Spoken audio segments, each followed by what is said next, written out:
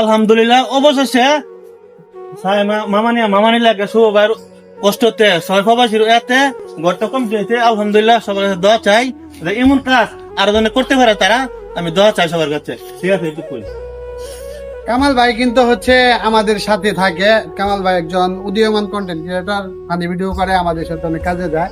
এই কাজটাতে যখন আমরা প্রথম আসছিলাম প্রথমে ভিডিওটা ছিল কামাল ভাইরে নিয়ে আসছিলাম এখানে, তো আজকে শেষ ভিডিও, আজকে বাড়িটা উদ্বোধন করতেছি। আজকেও কামাল ভাই আছে।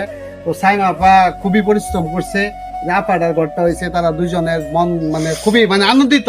তারা আজকে আনন্দে আত্মহারা, তাদের চোখের পানি চলে আসছে যে এই তো তাড়াতাড়ি আমরা এই কাজটা করতে পারছি।